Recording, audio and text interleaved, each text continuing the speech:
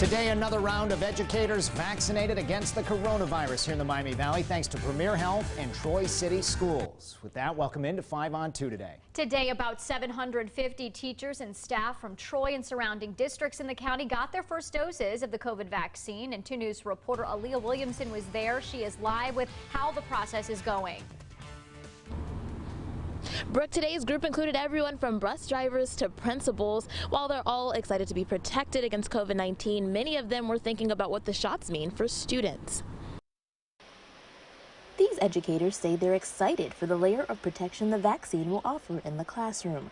Troy City Schools is already doing in-person learning, but they say things just aren't the same right now. I really miss seeing their little smiles, and when they're reading and learning new things in first grade, I can't see that excitement. They say the pandemic is understandably tough on the mental health of students from kindergarten to 12th grade. I don't know if we're going to be able to tell that for maybe another couple of years, but it's impacted students on so many levels that I'm not even sure if they understand it.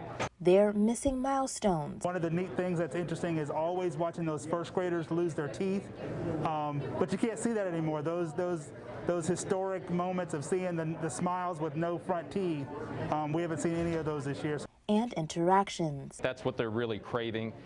Sports, athletics, extracurriculars, just having kids back in doing those things, having communication and not being around your friends, teachers, people that really are here to care for you.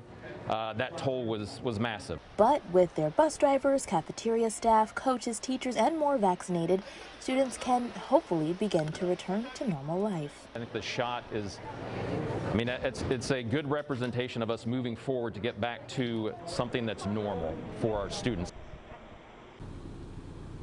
There is an online learning option for students who want to take that route, and the superintendent tells me that if teachers did not get vaccinated during today's clinic, they'll have to wait until it's time for the general population to get vaccinated. Live in Troy, Aaliyah Williamson, 5 on 2. And if you are eligible and you need some help getting registered for a vaccine appointment, head to WDTN.com. There's a useful tool there if you click the banner at the top of the homepage. Today, the Ohio Department of Health reports more than 1,900 new coronavirus cases. Ohio's 3-week daily average has dropped now below 2,400 cases each day. And we do continue to see a decline in statewide hospitalizations as well. That number is sitting at about 1,235. There were 58 COVID deaths in the state in the past day, and more than 904,000 people in Ohio are believed to have recovered. And today, the FDA's advisory panel will formally review and vote on whether to approve Johnson & Johnson's vaccine for emergency use. Jay Gray continues our team coverage. Lines at vaccination sites are stretching out across the country right now. In some areas, teams even going door to door to sign up patients. To this point, 14% of Americans have received at least their first dose of the COVID-19 vaccine. Well done. The reality is the nation is far from done with the process or the virus. For 6 weeks, new infections, hospitalizations, and deaths had been slowly declining. But those who follow the numbers closely are concerned about a new trend. Cases have been increasing for the past 3 days compared to the prior week. A jump that could be the result of new strains of the virus. We are watching these concerning data very closely to see where they will go over the next few days. In the next few days, there could be a new weapon in the battle against COVID-19. Janssen's vaccine offers logistical and practical advantages. A panel of experts today considering FDA emergency authorization of Johnson & Johnson's vaccine. That medicine requires just 1 shot, can be kept in a normal fridge, and appears effective against the new virus variants. Final approval could come in the next week. Still, doctors stress to continue to double down on the public health measures that prevent the transmission. For now, masks and distancing are the only real way to win this life or death fight. That was Jay Gray reporting. Turning now to weather. Nice little warm up here in the Miami Valley today. A lot of us thinking spring with a lot of sunshine, but rain chances are headed our way this weekend. Storm Team 2 Chief Meteorologist Brian Davis with a first check of the forecast. All right, thanks, Adam. At least we'll get through part of the evening commute on the dry side, but starting to see some showers moving in from the southwest and southeastern Indiana. out toward areas just west of Cincinnati. Cincinnati's had a few showers.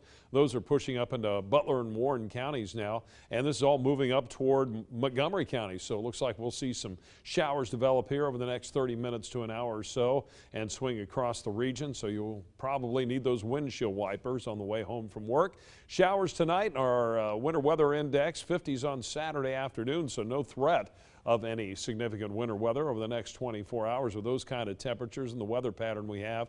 Still seeing some breaks in the clouds north of downtown on the Goodwill Auto Auction camera, but the clouds have been really rolling back into the area over the past hour or so, and the rain, it's not too far behind. Right now in Dayton 42, we have a southeast wind at 10 and a wind chill factor of 36, and we'll see temperatures back off this evening into the upper 30s as that rain gets underway.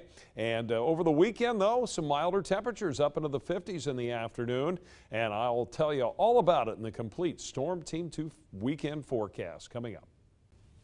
And you can track that forecast on the go with the Storm Team 2 weather app. It's always a free download in your phone's app store. We're following a Crime Stoppers alert from Dayton after someone broke into the entrepreneur's shop in the Wright Dunbar district early this morning. 2 News reporter Madeline Ashley gives us a live look at the damage and an update on the investigation. Brooke, there is still glass out here on the ground and a board on the door, just a reminder of the crime that was committed early this morning. Now friends, family, and customers are rallying around owner Shantae Winston as people continue to search for the person responsible for these crimes.